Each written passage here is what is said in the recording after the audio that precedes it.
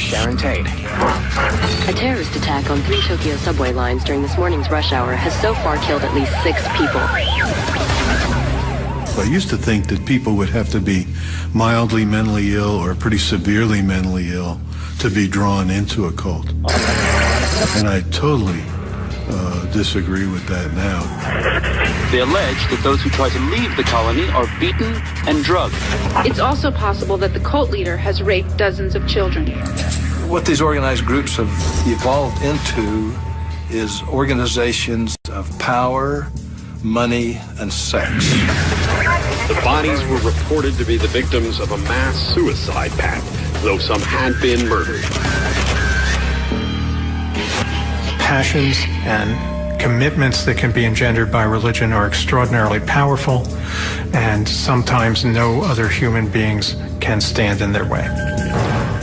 Mass suicide, murder, child abuse, terrorism. Cults are synonymous with tragedy and disaster. But nobody sets out to join a cult. People join a new religion, work for a cause, or start a political movement. From the inside, the group is noble, inspirational, but then a line is crossed and a group becomes a cult. It needs to have 3 characteristics to call it a cult. One is that the guru becomes worship rather than the broader religious principles. Case file, Om Shinrikyo. Japanese cult leader Shoko Asahara convinced disciples that he was Christ reincarnated and that they must surrender their will to his for ultimate salvation. Another characteristic is that it has thought reform-like characteristics, that is, systematic indoctrination with a great focus on confession, criticism, self-criticism in a systematic way. Case file, Jonestown. Jim Jones held all-night preaching sessions where cultists would be forced to confess their sins in public, so that Jones could issue brutal public beatings. A third characteristic has to do with heavy exploitation from above, usually the guru himself or herself and other higher-ranking people, and that exploitation tends to be economic and sexual. Case file, FLDS. May 2006. Cult leader Warren Jeffs is named one of America's 10 most wanted. His crime, as leader of the Fundamentalist Latter-day Saints, a polygamous cult, Warren Jeffs stands accused of the rape and imprisonment of children. But even with their leader on the run from the law, the members of Jeff's cult see themselves as faithful followers of God, not a band of criminals. One man's cult is another man's religion. It has been that way since ancient times. 2,000 years ago, a carpenter, a prostitute, and 12 other outcasts started a cult that challenged all social values of the time. They believed their leader was God himself, that he had the power to walk on water and even rise from the dead. They believed he would form a new kingdom, and their obsession with revolution worried local authorities. For decades, followers of the Nazarene, called Christians, were viewed as a cult by the Roman authorities. Christianity starts as a dissident movement within Judaism. So already there's tension between Judaism and the Jesus movement as it takes place. Certainly also, preaching about a kingdom is going to make the Romans nervous. They have a kingdom that they're happy with. So we have a charismatic leader with a message that challenges both religious and secular authorities. It would take hundreds of years for Christianity to become a mainstream religion. In fact, many of the world's major religions, Buddhism, Islam, Mormonism, have come from similar roots. They have all endured the suspicion and persecution that comes with the label of cult. I think people fear the cult because they fear difference in a lot of ways, and this is a manifestation of religious difference. Most cults are nonviolent and some have lost the label and become mainstream. Religion itself is not the problem, but cult leaders use religion to commit heinous and terrifying crimes. The kind of crimes that have led the FBI to hunt down Warren Jeffs, leader of the polygamous cult, FLDS. John Llewellyn, a former sex crime investigator with the Utah Sheriff's Office, has investigated several polygamous cults in Utah. While I was a deputy sheriff, I was in charge of all the sex crimes. And the captain started giving me these complaints about polygamy. And I knew very little about polygamy, and so being a good detective, I started to read up on it so I'd know better how to handle these. Several polygamous cults have spread throughout the western U.S., reaching a population of over 30,000. Though they split off from the mainstream Mormon church a century ago, they are erroneously referred to as Mormon fundamentalists. Both groups take their theology from the Book of Mormon and trace their faith back to the prophet Joseph Smith. But only the polygamous cults, as opposed to the Mormons, cut themselves off from society to hide their secret lifestyle. A lifestyle they practice because, according to their theology, it's the only path that leads to heaven. And they believe that for every wife, they will have a world. They will be the God of every world, one for each wife. And that wife will be the Eve of that world. And it will only be the Mormons who will have sex in heaven. As an undercover agent, Llewellyn expected to research polygamy as an outsider. But as he learned more, he and his wife soon found themselves in an unexpected position. This lady with 3 little girls, a single mom, asked if we wouldn't adopt her children if something happened to her. So I told my wife, I said, let's tell her we're studying Mormon fundamentalism, polygamy, and that might discourage her. To my surprise, 2 weeks later, she came to my wife and asked if she couldn't be part of our family. Llewellyn joined a polygamous cult, bringing a second wife into his home. Devotion to the cult had made him discard his lifelong Christian values. In Llewellyn's case, all 3 adults consented to the polygamous arrangement, but in many households of the FLDS, polygamy takes an even darker form. Not all women are child brides in these polygamous households of the FLDS, but many are. Children as young as 12 or 14 are marriageable. In the FLDS, Warren Jeffs routinely forces girls into marriages with men old enough to be their fathers. And in this cult of thousands, it's impossible to say how many girls have been forced to have sex against their will. Up until the relatively recent present, there had been a period of turning a blind eye to what was going on. But now there have been a number of indictments made against Warren Jeffs, and there has finally been the elevation of Jeffs to one of the 10 most wanted men by the FBI. In May 2006, Warren Jeffs became one of the FBI's 10 most wanted. But apprehending Jeffs wouldn't be easy. Upon taking over leadership of the FLDS, Warren Jeffs directed the construction of a 1,700-acre compound outside El Dorado, Texas. The centerpiece is a fortress-like temple, a huge white beacon amid the dusty Texas plains that cultists believe to be the most holy place on earth. Here, at the Yearning for Zion Ranch, the cult has been able to carry out its abuse of children away from the eyes of the law. Warren Jeffs is the latest example of a cult leader. A man driven by power, paranoia, and greed. But as the manhunt for Jeffs continued, unknown numbers of girls became unwilling brides.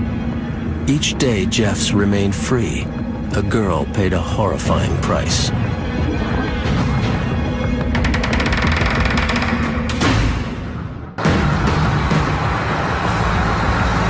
August 28th, 2006. Las Vegas police pull over a red SUV on a routine traffic violation. But the man at the wheel is no routine criminal. It is Warren Jeffs, one of America's 10 most wanted fugitives. Like most cult leaders, Warren Jeffs has been using religion to act out his fantasies. Fantasies of domination and greed. Dependent on secrecy, he built a temple to his perversity in the isolated plains of Texas. But now, the prophet has a problem.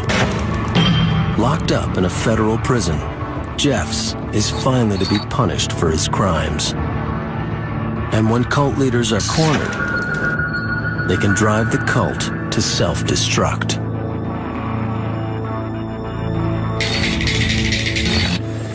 Guyana, 1977. 30 years before Warren Jeffs' capture, another cult leader found himself the object of investigation.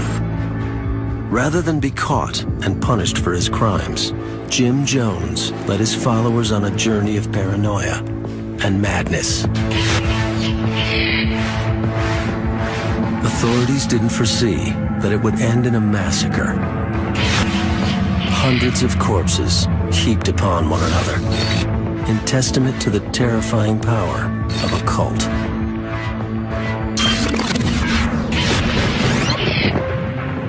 Lynn, Indiana, 1941. 10-year-old pastor Jim Jones is preparing for one of his first church services. Neglected by his parents and often alone, Jim seeks comfort in the stories of the Bible.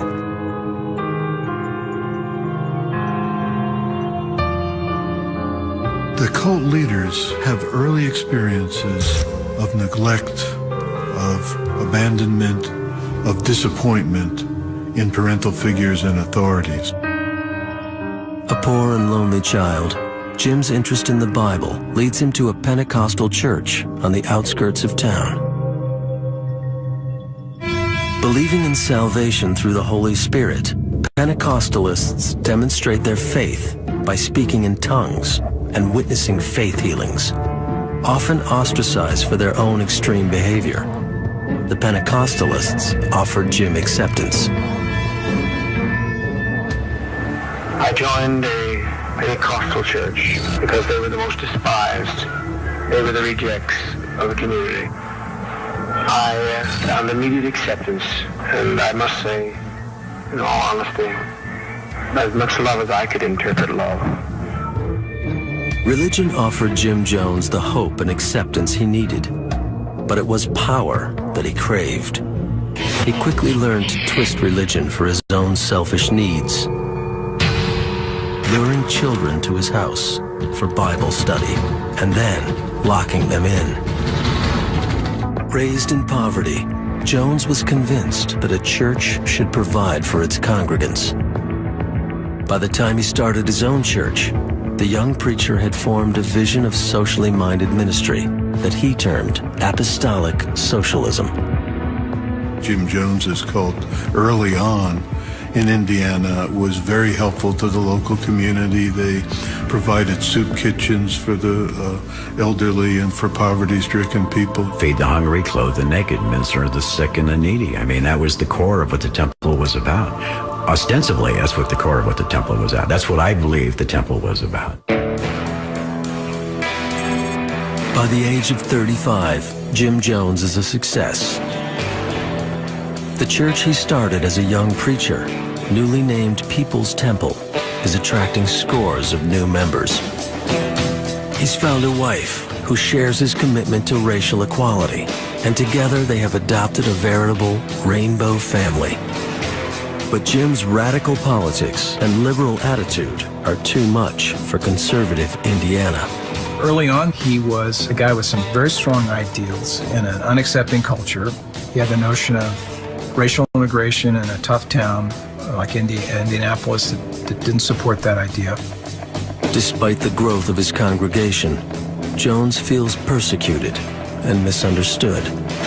His childish need for attention has matured into a full-blown hunger for power.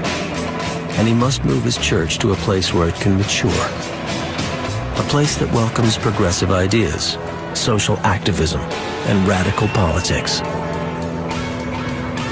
He moves the People's Temple to Northern California. The Bay Area would provide the perfect social climate for the People's Temple. From progressive communities in and around San Francisco, Jim Jones would recruit a small army of hard-working people devoted to social action. The progressive community in San Francisco and the liberal community loved us because we were clean-cut and responsible, and we had money, and we helped people. Rest homes for the elderly, tutoring classes for students, free legal advice. People's Temple provided a variety of social services. But for Jim, the social programs served a more selfish need. Most of these destructive cult leaders fit at least 8 of the 9 criteria for a narcissistic personality disorder. Jim Jones, in all of his social programs and his congregation's involvement in the community, increasingly built his own sense of power and significance and glory in these projects. The progressive atmosphere of San Francisco afforded a lot of opportunity for an activist church like Jones's. But the quest for power and glory was only part of his motivation. The driving force in the move to California was his exceedingly strong paranoia. In 1962, Esquire magazine published an article on the 9 safest places to hide in the event of a nuclear attack. Redwood Valley, just outside San Francisco, was one of them. Jones had had a vision that the Midwest was to be destroyed in a nuclear attack, and it was therefore essential to move quickly. He even set specific dates for this nuclear explosion that would begin the end of the world. I have given the date, the month, and the year where a nuclear war will take place. I want to be like Jonah of old. I want to be proven wrong. I'll be happy if one of my prophecies fail. They haven't yet, but I'll be glad when one of them does. The move from Indiana was only Jones's first step in a dark descent, one that would drive his doomed temple much further than San Francisco.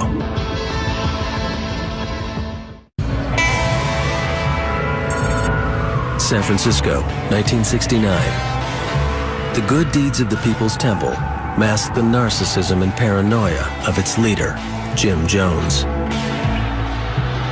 But as the temple continues to build its reputation in San Francisco, cracks are starting to appear in Jones's smooth facade. He wore country western outfits, bright suits, that sort of thing. Didn't fit into San Francisco. Always dark glasses, inside, outside, any time of day. Always surrounded by this coterie of protectors and kind of interpreters. Every big shot's got sidekicks, aides, that kind of thing. But Jones was by no means in the major leagues. But despite these early warning signs, the temple was still attracting new members, especially young men and women looking to become politically active. In 1968, 20-year-old Tim Carter, a native of the Bay Area, was just returning from combat in Vietnam. By the time that I got out of the bush, my politics had been rearranged completely, 180 degrees. I was very political. I was part of the counterculture. It was a movement. It's hard to describe it. It was either you were part of it or you weren't. And I was a part of it. And the Bay Area was probably the focal point for the counterculture. Upon his return from Vietnam, Tim was quickly immersed in California's hippie culture, living on the streets, hitchhiking up and down the coast, and experimenting with alternative spiritual movements. But he would soon find a new direction, a cause to devote his life to. So we were doing a meditation, myself and 5 other friends, and all of a sudden I felt this explosion of energy go up my spine from behind. It was just like, bang. And I turned around and I saw this picture. And I said, "Who is that?" She goes, "Oh, that's Papa Jim. He's the most loving man I've ever met in my life." Tim attended his first meeting of the People's Temple in San Francisco. I walked into the temple, and it was the most alive place that I'd been in. I mean, I saw black folks and white folks and teenagers flirting with each other and little kids running around, and I saw white people helping old black seniors, and there was nothing pretentious about it or phony. It was just a place that was filled with life. But I hadn't even met Jim Jones, and I knew that I'd known those people forever. I was home.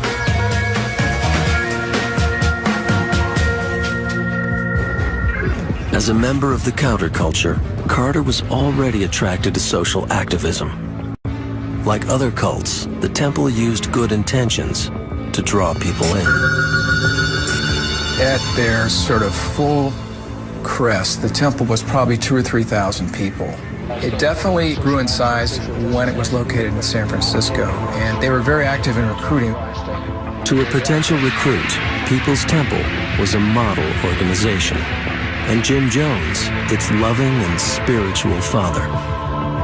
I think Jones, by and large, had a benign and positive image. I don't think most people knew him real well, but publicly, if you asked any political leader or social leader, they said, yeah, he's a good guy. But here's the interesting thing. As I got more interested in Jones, I would ask some of the same people in a kind of quiet way off the record, and they said, there's something odd about this guy. There was something eerie about this guy, the way he had total mastery over this finger-snap army that he could get to show up anywhere. The power Jones exerted over his followers didn't escape Marshall Kilduff. His in-depth interviews with ex-members of the cult uncovered disturbing details about life on the inside.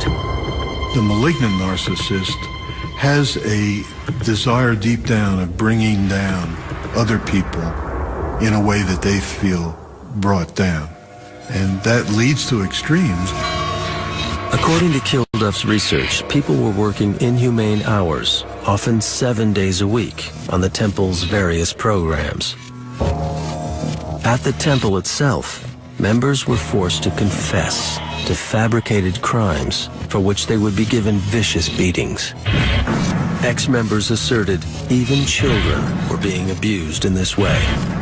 According to their descriptions, Jones was a classic cult leader, using spirituality to exert power psychologically and sexually over his cult. But were these allegations true? I thought I knew a lot while I was there, but what I was saying was not what the reality was. Jones using drugs. I didn't know he used drugs back then. The combination of heroin and speed. That's pretty potent stuff. I didn't know that he was having sex with everybody. It's easy to see now, but you don't think that the leader is nuts. San Francisco isn't the safe haven Jones thought it would be. And as the pressure builds, he's starting to lose control. He's disturbed. But exposing the truth about a cult leader can have deadly consequences.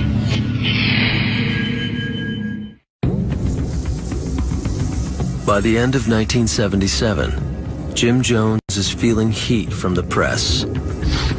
Rumors of sexual and physical abuse run rampant, while reporters continue to seize upon the story. I mean, we have conspiracies to deal with. I could name you 15 different conspiracies. Those who want to break progressive, nonviolent forces working for change within society, they've got a great willingness to be cynical and believe the worst about people. You don't hear much promotion of good things about people, but you sure hear a hell of a lot bad. Again, feeling persecuted, Jim Jones loads up the buses one last time. The temple members that I sort of heard from later did get the sense that the temple was kind of on the run, was in a sort of dire situation that needed some sort of correcting. They had to get out of San Francisco. In 1977, Marshall Kilduff's article appeared in New West magazine, exposing the abuse within People's Temple.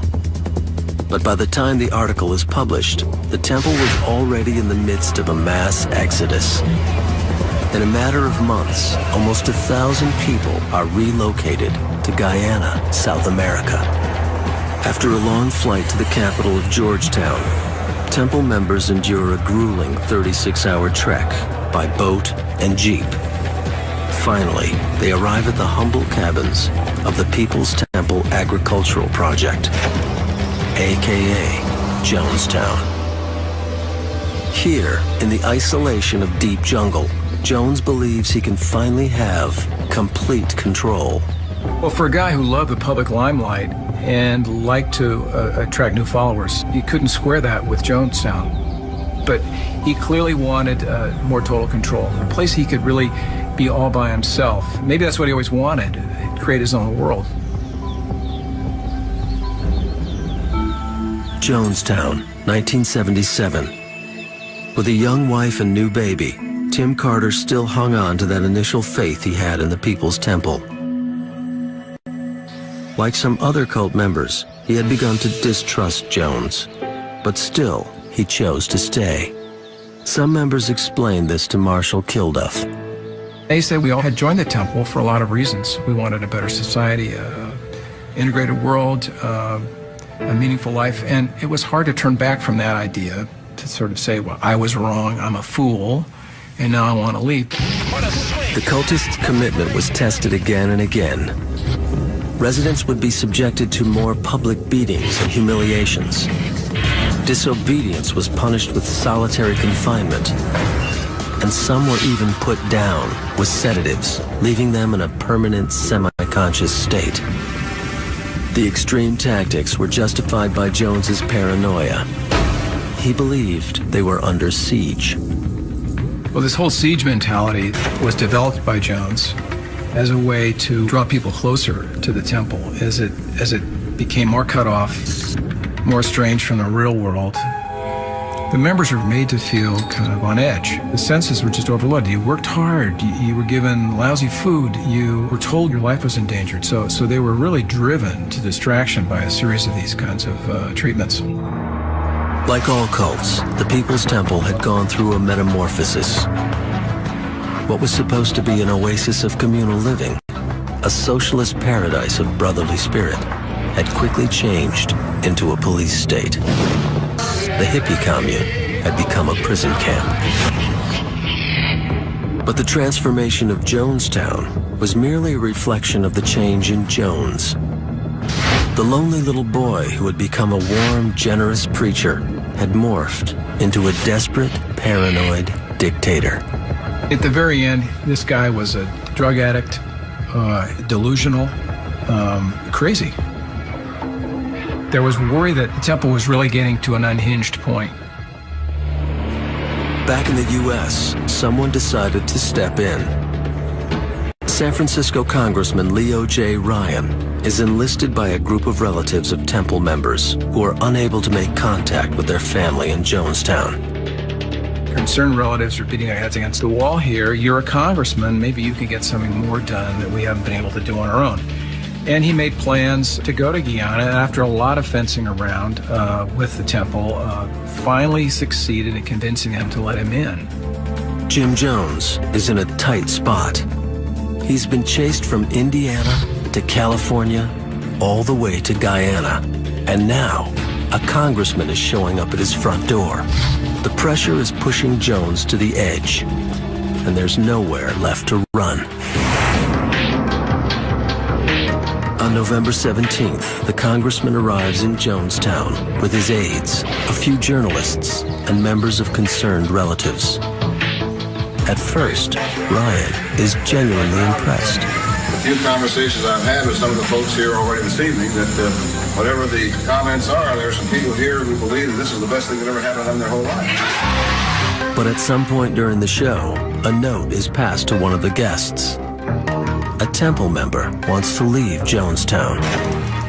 The news starts a domino effect, and others begin approaching Ryan and saying that they too are being held prisoner. Soon, a group of 9 are ready to leave with the congressman. Jones is disappointed. Leave us. I just beg you, please leave us. Bill, we will bother nobody. Anybody wants to get out of here can get out of here. These people get ready to go. It's these 9 people are leaving with the congressman. It's about 1:30, 2 o'clock in the afternoon when just out of nowhere, the sky turned, I'm not talking metaphorically, the sky turned almost black. It was a freak storm. It was like evil itself blew into Jonestown. Everything changed. Everything changed on that wind and on that storm. Ryan and his entourage are forced to wait out the storm. But Jim Jones knows that he cannot allow anyone to leave Jonestown. You could see on his face his mood change. He just got darker. I'm talking about his energy got darker, uglier. In an act of desperation, Jim Jones orders an aide named Don Sly to do the unthinkable. And he walked up behind Ryan, and all of a sudden he pulls out a knife and he says, "All right, motherfucker, you're gonna die." Tim Carter and others wrestle the assailant to the ground. The congressman is unhurt, though shaken, and quickly leaves Jonestown. It's hard to even describe the horror that I felt, or the shock. I had been playing peace and love for all these years, you know, and I woke up with a murderous monster, you know, as a leader. A few hours later, Congressman Leo J. Ryan, along with 4 others from the group, is gunned down at Port Kaituma airstrip in Guyana on strict orders from Jim Jones. But at Jonestown, only Jones is aware of the murder. Calm and collected, he calls a meeting at the main pavilion. As the meeting starts, Tim Carter is sent on an errand. The reason I saw what I saw is because I had been sent from Jones's cottage to the pavilion to ask him if he wanted a truck to take us to the front gate, which was 3 miles from there. By the time I got there, people had just started dying. There was maybe, whatever it was, 10 or 12 people that were on the ground. Jim Jones had come to Guyana to start a new world, but no one knew it would become a hell on earth. For hundreds of men, women, and children, there would be no escape from Jonestown. At a remote airstrip in a South American jungle, Congressman Leo J. Ryan has just become the only U.S. congressman ever to die in the line of duty, a victim of cult violence. By ordering the death of a U.S. congressman, Jim Jones has sealed the fate of People's Temple. Rather than face punishment for his crimes, he chooses death for himself and everyone in Jonestown. My opinion is that we be kind to children and be kind to seniors and take the portion like they used to take in ancient Greece and step over quietly, because we are not committing suicide. It's a revolutionary act. We can't go back. They won't leave us alone. They're now going back to tell more lies, which means more congressmen, and there's no way we can survive. While hundreds were listening to Jones's speech at the main pavilion, a few high-level members had been preparing the deadly potion, a lethal dose of cyanide, dissolved in grape-flavored punch. There are people who are screaming, "Let's not do this," and "What about this option?" and "Have we really, isn't there anything else we can do, Father Jim?" And he would talk them down, berate them, and many of them led to this vat of poison. And then suddenly, around the edges, appeared guys with guns, shepherding, pushing people towards taking the drink. Temple member Tim Carter, confused and stunned, witnessed the beginning of the deaths. I was absolutely conflicted. There was a part of me that said, everybody's going to die. Another part of me that said, no, this doesn't make any sense. This is not going to happen. In shock and disbelief, Tim Carter fled to the relative safety of the Guyanese jungle. But at the main pavilion, Jim Jones was turning Jonestown into a mass grave. Over 900 men, women, and children were poisoned at Jonestown, including Tim Carter's wife and 1-year-old son.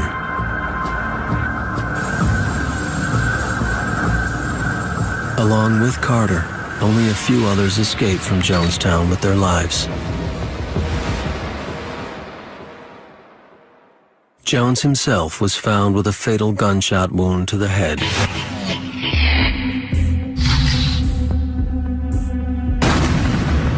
In the aftermath of Jonestown, many presumed that the cult members drank poison willingly, in enthusiastic obedience to their leader, Jim Jones.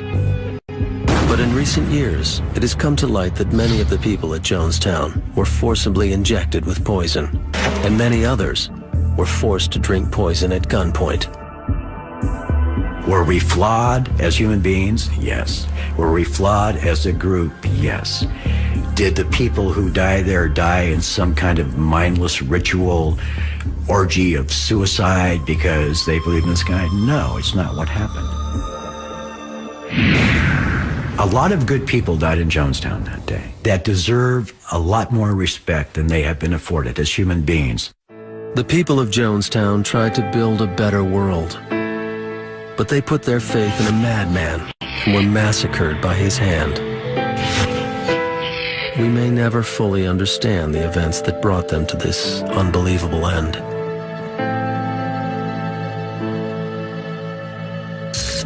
For almost 30 years, Jonestown has remained the icon of cult tragedy. Still, new cults continue to rise, some in even more bizarre and terrifying forms. As the new millennium approached, cults all over the world became obsessed with the idea that the year 2000 would bring apocalypse. An epidemic of apocalypticism gripped the world in the late 1990s. Most cults simply watched and waited for the final days. But in Japan, one cult decided they can actively bring the apocalypse into being through terrorism. In 1995, Aum Shinrikyo was a wildly successful new religion based in Tokyo. Led by a mysterious, partially blind guru named Shoko Asahara, Aum synthesized various Hindu and Buddhist teachings in a quest for spiritual purity. But like so many cult leaders, Asahara's quest for purity led to apocalyptic fascination.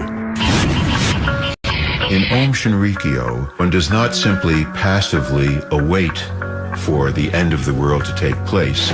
One joins in that process to help it along. Asahara's apocalyptic obsession was a full-time project for the cult. In blind obedience to their leader, the cult members poured their resources into a deadly scheme. They would release poison gas all over Tokyo.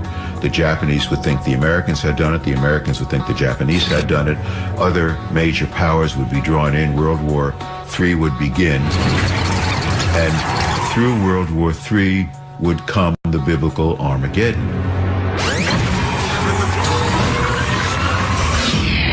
March 20th, 1995, Monday morning rush hour.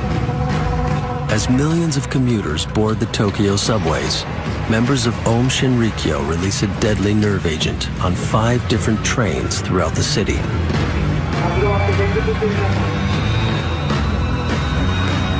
The chemical weapon is known to cause suffocation, convulsions, and death. Nearly 5,000 people were injured in the Tokyo subway attack, and 1,000 required hospitalization. 11 were killed. In the months that followed, governments began to realize the horrible implications.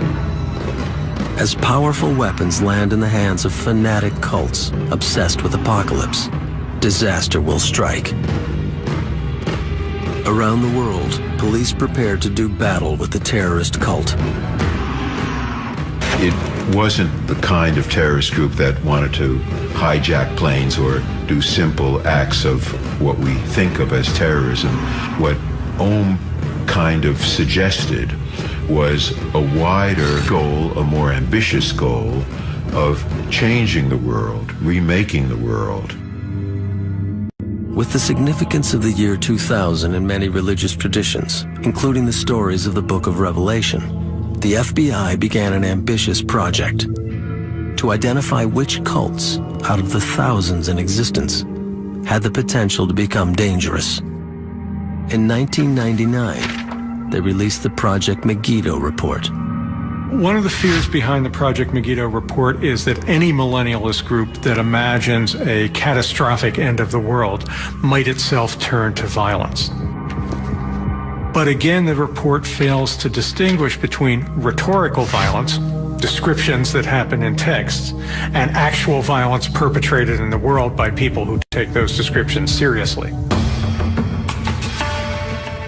In trying to prevent cultic violence, law enforcement authorities must walk a fine line. The line between a religion and a cult.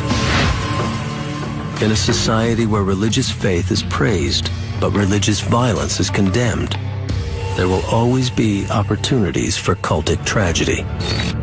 As long as there is a call in a religious community to live a life that is different from the life everybody else lives, to obey laws or practices that might be different from everybody else, there is the possibility of tension. Wherever there's the possibility of tension, there's the possibility of conflict. Wherever there's the possibility of conflict, there's the possibility of violence. Cults share certain defining characteristics. In a cult, leaders recruit members through deceptive techniques that rob them of their identity and individuality. Experts have termed these techniques thought reform. Thought reform is a systematic effort which has two stages. One is the breakdown stage with heavy confession and a breakdown of one's own psychic integrity. And then there's the second stage, which is re-education, trying to remake a person into a new person. Case file: the family. Cult leader Charles Manson used a systematic program of drug use and sexual violation to break down his young recruits' resistance, rendering them vulnerable to Manson's bizarre re-education. The cult tends to focus on the leader and his needs, as opposed to most religions. The focus would be on the community or upon worship. Case file: Branch Davidians. As leader of the Branch Davidians in Waco, Texas, David Koresh wasn't satisfied being followed as a preacher. He needed to be worshipped as a god. With Koresh demanding that the group members call him Dad or Father, and then that gradually moves to God the Father and actually God. Finally, cult leaders exploit members to fulfill their own needs for power and control. In many cases, the exploitation is financial or sexual, but at times has taken an even darker form. The California Institution for Women is the largest penitentiary for women in the state of California. A model inmate for almost 4 decades, Leslie Van Houten is attending her 16th parole hearing. In ordinary circumstances, she would have a good chance of receiving parole. But Van Houten is no ordinary criminal. 37 years ago, before her life as an inmate, Leslie devoted her life to a cult led by Charles Manson.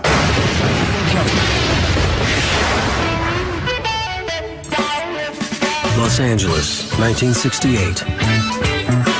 California is the center of the hippie counterculture. Scores of suntan dropouts ready to bask in an endless summer of peace, love, and easy living. It was drugs, it was peace, it was free love, and people were in that state of mind to tune in and drop out. An 18-year-old former homecoming queen, Leslie Van Houten had run away from home to join the hippie scene. After moving from commune to commune around California, Van Houten met a charismatic dropout named Charlie. At 34 years old, Charles Mills Manson had already lived a hard life. Born to a wandering teenage prostitute who tried to sell him for a pitcher of beer, Manson was thoroughly neglected as a child. His mother was a very loose woman, a drunk. She spent a good number of her early years and Charlie's early years herself in prison. Hard to raise a kid when you're in prison. So he was left with other people. And then he very soon found a life in prison himself. Burglary, assault, grand theft auto. By his mid-30s, Manson's rap sheet matched that of a career criminal. Virtually raised by the U.S. prison system, he had all the skills a cult leader needs. Here's a man whose life was one of being in and out of prison. He was very streetwise from that standpoint. I think he learned how to manipulate people in prison because that's part of the prison culture. When Charlie Manson was in prison, even a psychiatrist, a child psychiatrist that had seen him there, said that he was quite the little politician and that he had learned to maneuver other people. He learned to deal with people, get into people's skins. After decades of honing his skills on his fellow inmates, Manson would put them to use on a new group. Lost and vulnerable young women like Van Houten. When he stepped back into society, he was able to lure the unsuspecting teenagers, the young girls who were looking for a purpose. Future cult members are in between high school and college, in between marriages, in between jobs, in a place where you're without moorings for a period of time. And so the in-betweener is very vulnerable to recruitment. By the time Leslie arrived, there were already lots of girls like her in the group. Susan Sadie Atkins, 20, a runaway who met Manson in San Francisco. Patricia Katie Krenwinkel, 21, who walked away from her home and her job to run away with Manson. Lynette Squeaky Fromm, 20, who found in Manson a way to escape her domineering father. Manson called them his family. Many of these young girls are runaways, and so he would say, oh, you have serious issues with your father or your mother. Well, you could just guess from the fact that they were runaways that was the problem. But they, in their minds, thought, oh my gosh, here's somebody who understands me. The cult leaders have early experiences of neglect, of abandonment, of disappointment in parental figures and authorities.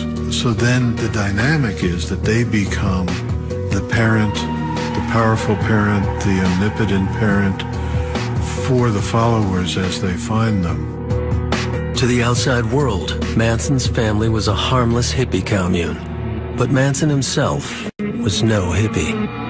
Underneath the flower child exterior, he was a vicious, vengeful, power-hungry cult leader. The women were required to serve the men. They were to cook the food. They would be the providers in many instances. If the young women had children, Charlie made it a point to try to separate the women from their children. This was part of his grand scheme to control and manipulate. To complete this control, Manson gave his girls LSD, sometimes 2 or 3 times a week. Soon he held power over their minds and bodies, commanding them to have sex with men he wanted to recruit. Like many cult leaders, Manson was able to sexually exploit his members because of the strength of his indoctrination. He had convinced the girls he was Christ incarnate. Using the girls as bait, Manson lured more and more men into the cult.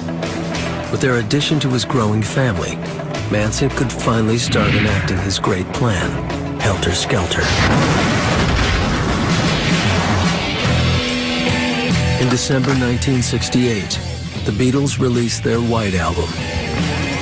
From the first time he heard it, Manson believed the Beatles were speaking to him directly, telling him to start a race war that would lead to the destruction of the world. In his damaged mind, it was an opportunity for the ultimate power he had always craved. And at the end of the Armageddon, he would rise from the bottomless pit in the desert, along with his band of trusted followers, and he would end up ruling the country, and they would look for a leader, and he would emerge as that leader. In the songs of the White Album, Manson believed he found a window to biblical prophecy. The message was clear. In the frantic noise of Revolution Number 9, he heard the chaos of the apocalypse. And in Helter Skelter, he heard confirmation of his role as the second Christ. All of them knew about Helter Skelter because he would talk about it constantly. And that's the other part of sort of the indoctrination. He would constantly repeat over and over again his plans, his philosophy, his theory as to what was going to happen. And if any family member was initially skeptical of this concept of Helter Skelter, if you keep hearing it over again while you're taking drugs and you're involved in this environment, eventually you begin to start believing. At age 19, Leslie Van Houten believed in Helter Skelter. And in slave-like devotion to Charles Manson, she would take part in one of the most outrageous crimes of the century.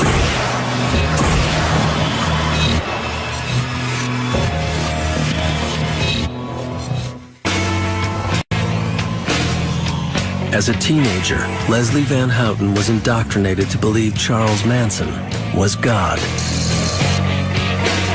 And to help her God take over the world, she would become one of the most famous criminals in history.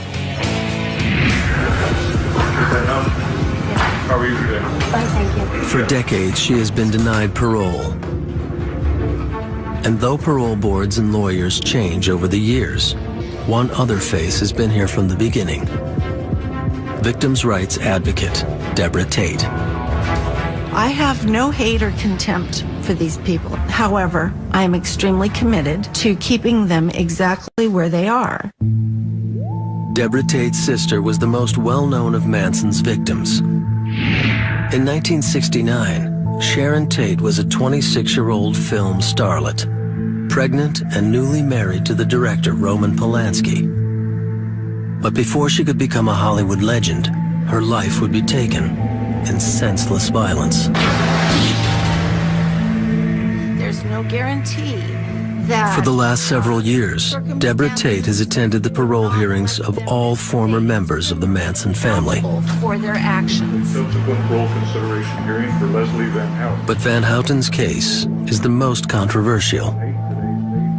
Compared to the other Manson family members, she has been convicted of the fewest number of crimes, and if anyone is closest to being paroled, it would be her. I just have to be here to remind society of exactly what it is we're talking about. And what we're talking about is cold-blooded, senseless murder. By 1969, Manson was obsessed with Helter Skelter, the song he believed foretold the end of the world. After a great apocalypse, Manson believed God would give him control of the earth and power over all its inhabitants. But the world had yet to see what grisly crimes would be enacted in the name of this bizarre scheme. August 9th, 10 p.m. Charles Manson drops off 4 of his cult members, Sadie, Katie, Linda, and Tex, at a randomly chosen house in a wealthy white neighborhood. Driven by their belief in Manson, the 4 cultists enact the plan devised to start Helter Skelter. One by one, they brutally beat, stab, strangle, and shoot their 5 victims, including actress Sharon Tate, who was stabbed 16 times in the back and chest. Her blood is used to write cryptic messages on the walls. When the murders were first reported, it sent a wave of fear throughout Los Angeles. It was very confusing. People didn't know what to think. People were very afraid because you have these random killers. The murders sent a wave of fear throughout the city. But they failed to start the apocalypse. Manson's vicious plot called for more murders, and he knew that his girls would be all too willing. The girls in the family viewed Charlie in a number of ways. As a father figure, as a lover, as Jesus Christ, as many of them thought he was. Basically as this presence that they loved and they were willing to do anything for. The next night, Manson drove to another randomly chosen house in a wealthy white neighborhood. This time, the group was slightly different. It included newcomer Leslie Van Houten. With their murderous directive from Manson, the cultists enter the home of shop owners Rosemary and Lino LaBianca. There, Leslie and Katie stab Rosemary 41 times. Her husband, Lino, is stabbed 12 times with a knife and punctured 14 times with a carving fork. The crime scene photos are horrible. I mean, they carved war into Lino LaBianca's chest. There was a fork stuck in his chest as well. There was a knife embedded in his throat. Both of them begged for their lives, but to no avail. After the murders, Manson took his cult to a hiding place in Death Valley to wait for Helter Skelter. 2 months later, authorities arrest members of the family on an unrelated charge. Only later would they be linked to the infamous Tate LaBianca murders. At only 20, Leslie Van Houten was charged with first-degree murder. Throughout the investigation, Manson's indoctrination of the girls remained strong. His was the only authority they recognized. Even when threatened with life imprisonment, they were unconcerned and remorseless. As the world watched, the Manson girls sung their way through a trial for murder. They were absolutely flip about it, as if nothing had happened, as if they were proud of what they had done, that there was no shame or no sense of wrong. Throughout the trial, Manson's strangle-like hold on the girls became more and more visible. When he carves an X into his forehead, the girls mutilate their own faces. When he shaves his head in protest, the girls follow suit. But petty demonstrations weren't enough. Manson wouldn't be satisfied until they had sacrificed their freedom and their futures. The jury is unanimous. Leslie Van Houten is convicted of first-degree murder. The 3 defendants are eventually sentenced to life in prison. There's something that caused them to do such a horrible crime, and to do it in a manner where there appears to be no remorse afterwards. And so when you have someone like that, the question becomes, can they ever really be rehabilitated? To say that they would be viable, functioning individuals in a free society, I just can't go with that. At Leslie Van Houten's 16th parole hearing, the arguments have been made and the issues have been deliberated. As the news cameras wait, the parole board is about to give their decision.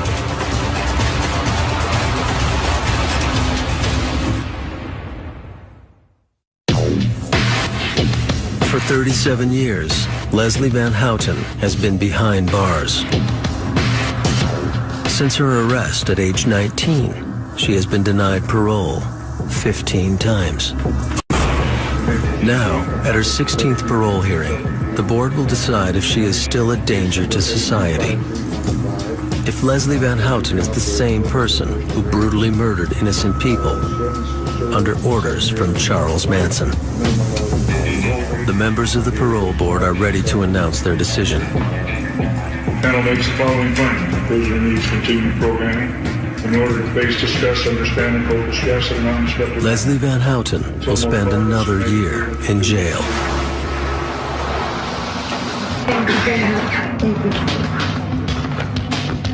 Her cultic devotion to Charles Manson has cost her freedom.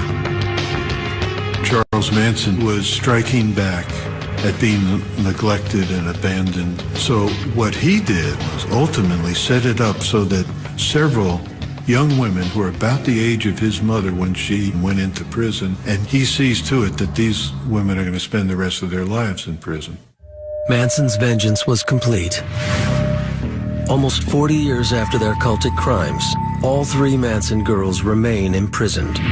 But every parole hearing or attempted appeal is still a media circus. We all need to stand together and put our foot down. And the hard work that she's done. If the crime were committed today, the minimum sentence that she would have received for these The world continues to be shocked by the naked cruelty of these decades-old crimes. But there are other equally shocking cults that the world has never heard of. Remote outposts of torture and death.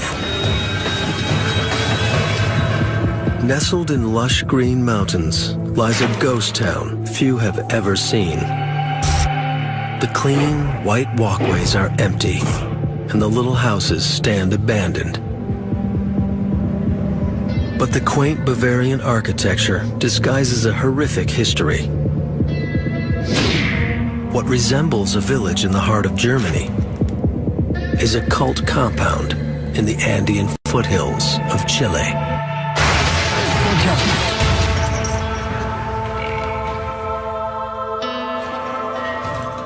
In the 1950s, Paul Schaefer was the spiritual leader of a Baptist church in his native Germany.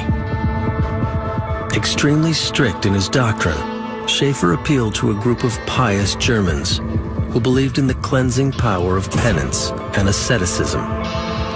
But while preaching the heavenly virtues of self-denial, Schaefer himself indulged in disturbing perversities. Schaefer had been denounced for 2 or 3 episodes of abuses of children. So he had to find a way to get out of Germany and still have unlimited access to children. A compulsive pederast, Schaefer had been molesting the young boys of his congregation for years. When he came under suspicion of the German authorities, Schaefer fled with his congregation to the safety and anonymity of South America. In 1961, he purchased a large piece of land in a remote area several hours south of Santiago, Chile. There, he put his cult to work building an orphanage for Chilean children, with whom he could enact his twisted fantasies. Heinz Kuhn, a German national, spent 6 years at the colony. Let me tell you something. If this were to happen to me today, I would never have gone. But when you are young, 19, 20 years old, you're not prepared for life, and anything is possible in a group. To the Chilean locals, Colonia Dignidad, the Colony of Righteousness, was a successful humanitarian organization. In a very short time, the cult had built a functioning hospital that tended to local poor, a large farm that grew a surplus of crops, and even a large commercial food unit that churned out German sausage and strudel to be sold in stores throughout the country. Schaefer turned his cult into a thriving business with a glowing reputation and huge profits. Profits that were based on slave labor. As far as the religious preaching that had existed in Germany, it was like goodbye, nothing, only work, work, work. All for God, all for something grand, something beautiful. We worked from the morning until night. And then the cement trucks would arrive and would continue again for 2 or 3 hours. Everybody unloading or building a house, placing roofing tiles. The motto was, work makes you free. The same motto was written on the gates of the concentration camps. Using the slogan of the Third Reich, Schaefer had built his own private slave camp. Cult members worked long days, often 7 days a week. Refusal was out of the question, as public beatings and other sadistic discipline tactics became more and more common. But by the time these gradual changes had taken effect, it was too late. Escape was an impossible dream. And while Schaefer used the colony to bring in children for his sexual use, he found adult consensual sex sinful and grotesque. Residents of the colony were barred from having sex, even husbands and wives. Between 1982 and 1997, 15 years, not a single child was born in that place because he convinced everybody that sex was a crime, no matter what conditions. Sex between man and wife was a crime. Members of the colony feared Schaefer's vicious punishments, but celibacy was a rule almost no one could endure. Couples found ways to keep their sexual relationships secret, but when Heinz Kuhn impregnated his own wife, they were forced to attempt escape. With no money, no sense of geography, and only speaking German, the lovers were quickly caught and brought back to the colony hospital. The woman was given a forced abortion, while Kuhn endured his own personal hell. I was imprisoned in this hospital. I say imprisoned because it was against my will, with electroshock, pharmaceutical shock, and without giving me a drop of water for 15 days or more. Schaefer was particularly fond of using electroshock to discipline his cult. Men and women were given painful, sometimes crippling doses of electroshock to various parts of the body. And most tragically, as part of his twisted pedophilic philosophy, Schaefer implemented a bizarre plan to stop children from growing up. They treated the children to various processes that were aimed at inhibiting sexual development. It is documented that girls were treated to electroshock in the vagina, hormones were applied, because for Schaefer and for some of them, the fact that a girl develops into a woman is a terrible thing. Like Manson and other cult leaders, Schaefer directed his most violent impulses towards women, preaching that women were instruments of the devil, whose purpose was to tempt men to sin. Schaefer subjected girls to bizarre and painful experimentation. The colony's modern hospital had become a haven for torture, soon to be feared by the entire nation. In 1973, General Augusto Pinochet staged a coup that successfully took over the Chilean government and set up a military dictatorship. During Pinochet's 17-year reign, thousands of Chile's intellectuals and political dissidents were kidnapped, tortured, and killed. It was only a matter of time before the two vicious dictators met. They become relevant for the militaries because they are a big place, well protected, guaranteed from the point of view of security and information, and they became a center for torture, for training torturers. Chilean people that were detained by the Chilean police were taken to that place, were tortured, some of them were murdered, their corpses were disappeared. To this day, it is a matter of debate whether cult members knew their compound was a torture center for the Pinochet regime. But if they were ignorant to the government's activities, they were witnesses to Schaefer's increasing cruelty within the cult. I couldn't take it anymore. Every day, the same thing. Shouting at people, hitting people, abusing children. We were silly fools telling the outside world how good we were. After 3 attempts, Heinz Kuhn escaped Colonia Dignidad alone, unable to convince his wife to flee. It would be decades before Paul Schaefer's dark secrets were finally uncovered. In 2005, Paul Schaefer was apprehended on charges of physical and sexual abuse. After an 8-year manhunt, authorities were able to arrest Schaefer without endangering the lives of his cult members. It was one small victory in a world that is littered with cultic tragedy.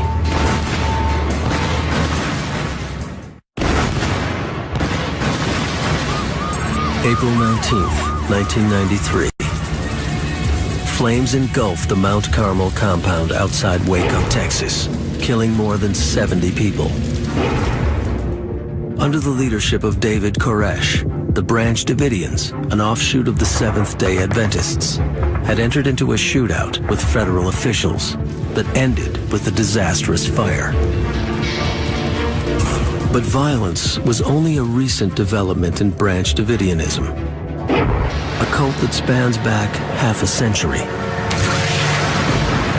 Like many cults, the Branch Davidians have a long history of millennialism, a belief that God will set up a utopian kingdom here on earth. But the world we live in is so evil and corrupt it must be destroyed to make way for God's millennium. In Charles Manson's mind, this would be accomplished by an apocalyptic race war. But for the Davidians, it would come through the prophecies described by the Bible in the book of Revelation. The biblical book of Revelation is almost hallucinatory in its imagery. It's lush, it's extravagant, it has trumpets, it has monsters, it has almost anything that a fevered mind could imagine. And one of its early scenes is a scene of God seated on a throne holding a scroll that is sealed with 7 seals. In the book of Revelation, the Lamb of God begins breaking each of the seals, unleashing events that destroy the earth. Since their beginning, Branch Davidians have been obsessed with this description of apocalypse and determining when it will happen. One thing we know about millennial groups is that none of them has been right yet. But that hasn't stopped people from trying to figure out when the end will actually come. In 1957, the Mount Carmel community sprang up in the dusty plains of West Texas. From here, the Davidian message of imminent apocalypse would travel all the way to Australia, where it was heard by a young Adventist named Clive Doyle. Ever since becoming Seventh-day Adventist, I had been interested in Bible prophecy, and so living in an age when you figure God's going to finally do something after 2,000 years, it was kind of exciting. In 1966, Doyle came to Texas to join the Mount Carmel community. Through 25 years as a practicing Davidian, he followed a succession of Davidian leaders, or prophets. One of the important things to remember about the Adventist tradition is this notion of present truth, which makes it almost an expectation that there will be someone in each generation who will have prophetic guidance for the community. In 1981, Vernon Howell, a 22-year-old failed musician from Houston, had been looking for someone to translate the Bible's apocalyptic prophecies. At Mount Carmel Center, Vernon met the newest Davidian prophet, a 68-year-old woman named Lois Roden. Impressed by Roden and her prophecies, Vernon soon became a regular fixture at the compound. But he didn't make much of an impression. Vernon Howell was not on the fast track to worldly success from the beginning. He had reading problems, dyslexia. He did not make it through high school. I don't think there was anything particularly about him that impressed me. I mean, he wasn't sort of charismatic or a personality that drew people. He didn't seem to have any friends. Though some saw him as a loner, it is clear that Vernon had one friend, the Davidian leader, Lois Roden. In fact, some Davidians claimed that the 22-year-old boy physically seduced the 68-year-old widow, appealing to her with a prophecy of his own. When David Koresh first joined, Lois Roden saw him as basically a cocky, narcissistic young man. But when he came to her and said, "God has pictured me as your husband and as the father of a sacred child," I think that blew her away. As Vernon Howell deepened his relationship with Lois Roden, it became clearer and clearer that she was going to groom him to be her successor. With Roden's endorsement, Vernon Howell succeeded her as leader of the Mount Carmel community. And because the Davidians were already indoctrinated to believe in modern prophets, Vernon had a compliant group from the start. One of the things that Lois Roden saw in Vernon Howell, and then that other members of the community started to see in him as well, was his ability to show connections that pointed to the conclusion that the Branch Davidians had always hoped for, that the end of time is coming soon. In preparation for Christ's new kingdom that would come after the apocalypse, Vernon decided to make a trip to the site where that kingdom would form, the Holy Land, Israel. there he would be given the power that all cult leaders so desperately crave. The turning point for him was a trip to Israel when he appears to have experienced what he described as an ascent into the heavens, where he went up into the heavens, spoke to God face to face, and came back a changed man. It was as a result of that experience that he decided that he was the Lamb of God, mentioned in the book of Revelation, who could unseal the scroll sealed with 7 seals. As the Lamb of God, Howell believed he was more than a mere man. His God had called out to him, giving him the authority to act out his fantasies. Fantasies that would bring the attention of the FBI and the world. Waco, 1985. Just arrived from a trip to Israel, Vernon Howell is convinced of his new purpose. No longer just the prophet of the Branch Davidians, he has been chosen to be the Lamb of God and charged with beginning the apocalypse. The apocalypse for David and for many of these destructive cult leaders is sort of the ultimate power trip. He's actually usurping Christ. He's rewriting Scripture. Flush with pride, Vernon takes on the majestic name David. He believes that God has made him the new king who will rule over the coming apocalypse. But his visitation with God has given him an even more horrifying power. There are 2 major turning points in David Koresh's time with the Branch Davidians. The first one is his religious experience in Israel. The second one is when he announces what he called a New Light revelation, which essentially reserved all female members of the group for Koresh. His new role as God's son gave David unlimited power in the cult. And like so many cult leaders, he would use this power to sexually abuse his members. But the women of the cult wouldn't be enough. David needed to fulfill his sexual needs with children. The people with whom David Koresh had sex ranged from very, very young, 13 or so, up through substantially older than that. There is no question that he was having sexual relations with underage children. With his unquestioned authority, Koresh used sex to fulfill his own needs for power and adoration. And while the children couldn't stand up for themselves, the adults didn't protect them either. David did have a relationship with other women, some of which were young, because he believed, this is what I accepted, what I come to buy into, you might say. He believed God told him to do this. The parents of the children didn't intervene for a variety of reasons. But one is that for committed members, all of this is subsumed under a greater drama of salvation in light of the impending end of days. In the shadow of the coming apocalypse, Clive Doyle and the other Branch Davidians easily accepted David's sexual doctrine. They accepted David's role as the Lamb of God and obeyed his word as though it were God's, even when he ordered the stockpiling of illegal weapons. It was introduced to us that Christ told his disciples if they had any extra money, if they had an extra coat or something, go out and sell it and buy a weapon.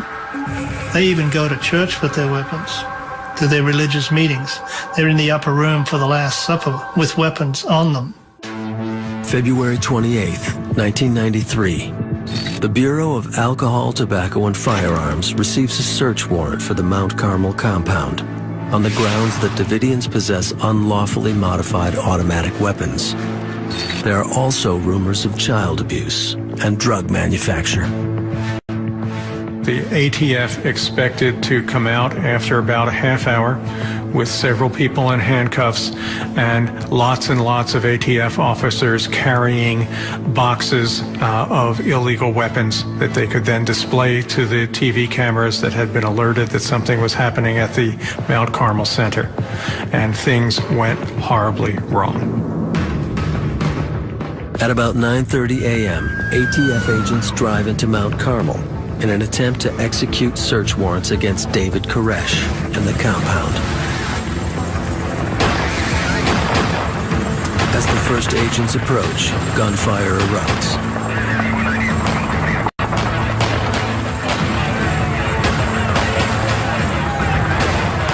Four ATF agents are killed and 15 are wounded. An undetermined number of Davidians are killed and injured. I think there was a lot of shock with the initial raid. Guys jumping out with guns and shooting almost instantly was a shock. There's so much happening. Bullets coming through the walls, through the ceilings, up through the floors. The details of the assault are still controversial, as both the ATF and the Davidians claim that the other side fired the first shot. What is clear is that the authorities were unaware that their actions would be interpreted in a religious context. As FBI trucks surrounded the compound, the Davidians imagined they were entering into a final apocalyptic battle.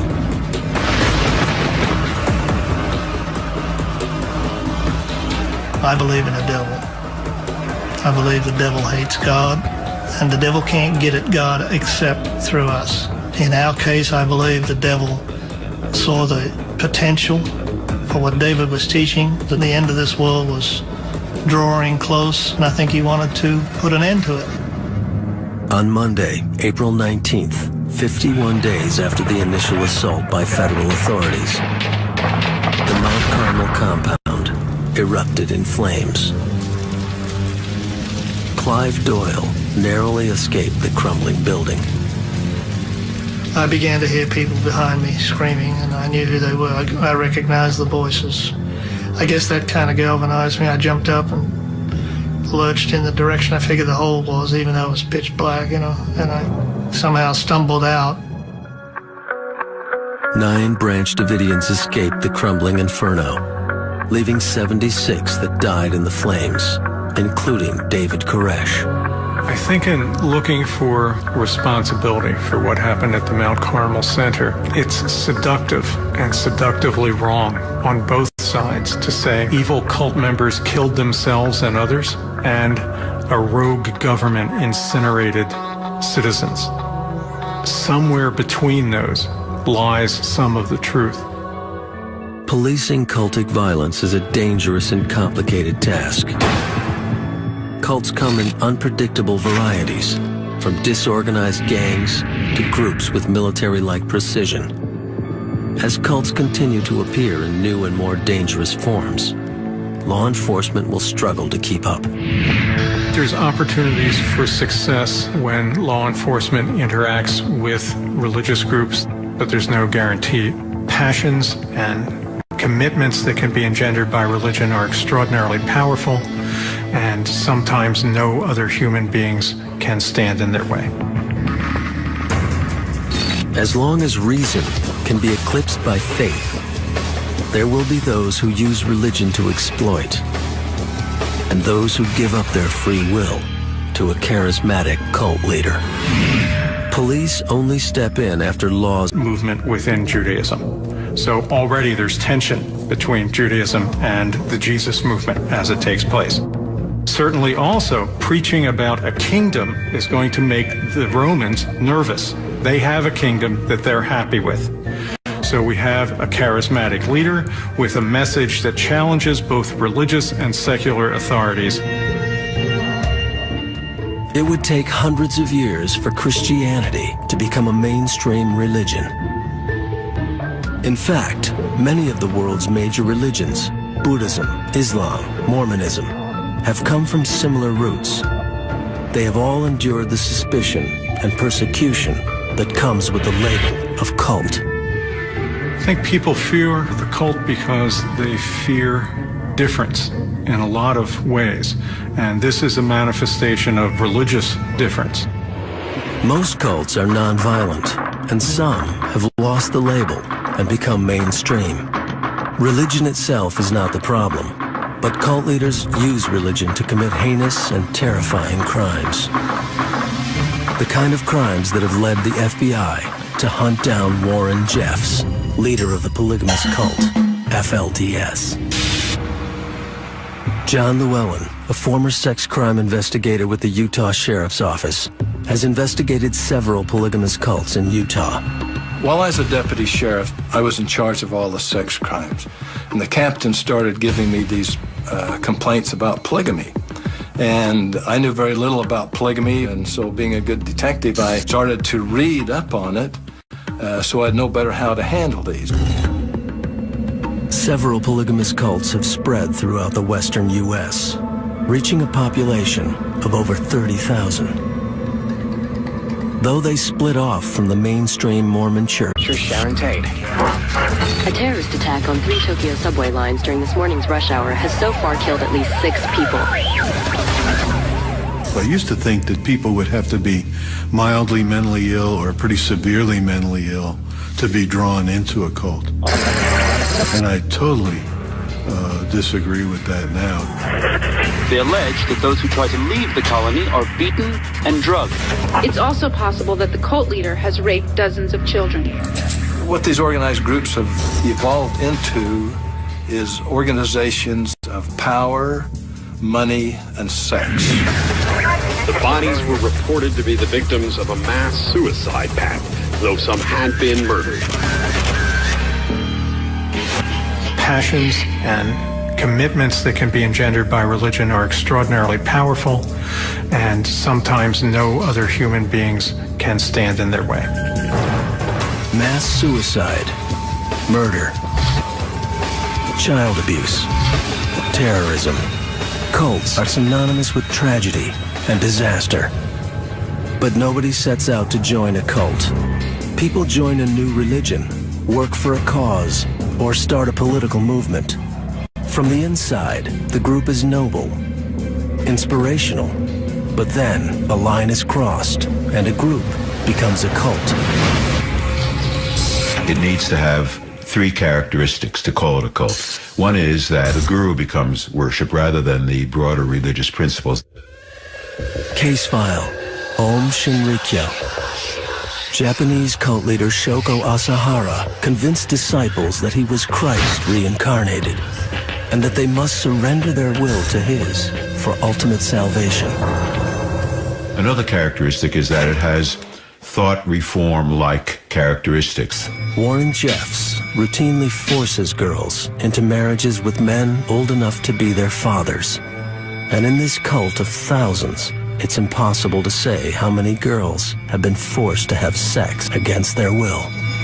Up until the relatively recent present, there had been a period of turning a blind eye to what was going on. But now there have been a number of indictments made against Warren Jeffs, and there has finally been the elevation of Jeffs to one of the 10 most wanted men by the FBI. In May 2006, Warren Jeffs became one of the FBI's 10 most wanted. But apprehending Jeffs wouldn't be easy. Upon taking over leadership of the FLDS, Warren Jeffs directed the construction of a 1,700-acre compound outside El Dorado, Texas. The centerpiece is a fortress-like temple, a huge white beacon amid the dusty Texas plains that cultists believe to be the most holy place on earth. Here, at the Yearning for Zion Ranch, the cult has been able to carry out its abuse of children away from the eyes of the law. Warren Jeffs is the latest example of a cult leader. A man driven by power, paranoia, and greed. But as the manhunt for Jeffs continued, unknown numbers of girls became unwilling brides. Each day Jeffs remained free, a girl paid a horrifying price.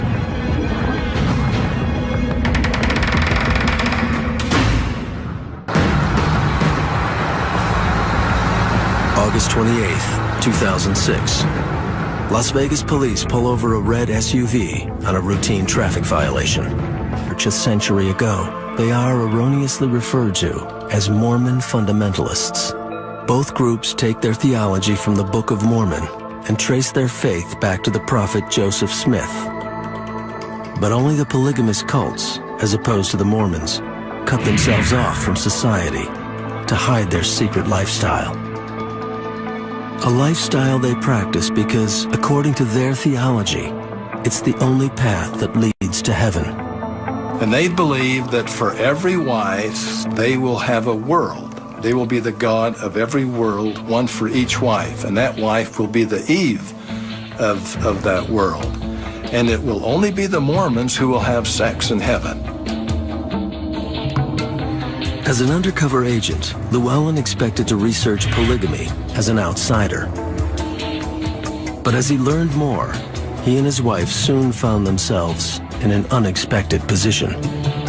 This lady with 3 little girls, a single mom, asked if we wouldn't adopt her children if something happened to her. So I told my wife, I said, let's tell her we're studying Mormon fundamentalism, polygamy, and that might discourage her. To my surprise, 2 weeks later, she came to my wife and asked if she couldn't be part of our family. Llewellyn joined a polygamous cult, bringing a second wife into his home. Devotion to the cult had made him discard his lifelong Christian values. In Llewellyn's case, all 3 adults consented to the polygamous arrangement, but in many households of the FLDS, polygamy takes an even darker form. Not all women are child brides in these polygamous households of the FLDS, but many are. Children as young as 12 or 14 are marriageable. In the FLDS, that is systematic indoctrination with a great focus on confession, criticism, self-criticism in a systematic way. Case file, Jonestown. Jim Jones held all-night preaching sessions where cultists would be forced to confess their sins in public, so that Jones could issue brutal public beatings. A third characteristic has to do with heavy exploitation from above, usually the guru himself or herself and other higher-ranking people, and that exploitation tends to be economic and sexual. Case file, FLDS. May 2006. Cult leader Warren Jeffs is named one of America's 10 most wanted. His crime, as leader of the Fundamentalist Latter-day Saints, a polygamous cult, Warren Jeffs stands accused of the rape and imprisonment of children. But even with their leader on the run from the law, the members of Jeff's cult see themselves as faithful followers of God, not a band of criminals. One man's cult is another man's religion. It has been that way since ancient times. 2,000 years ago, a carpenter, a prostitute, and 12 other outcasts started a cult that challenged all social values of the time. They believed their leader was God himself, that he had the power to walk on water and even rise from the dead. They believed he would form a new kingdom, and their obsession with revolution worried local authorities. For decades, followers of the Nazarene, called Christians, were viewed as a cult by the Roman authorities. Christianity starts as a dissident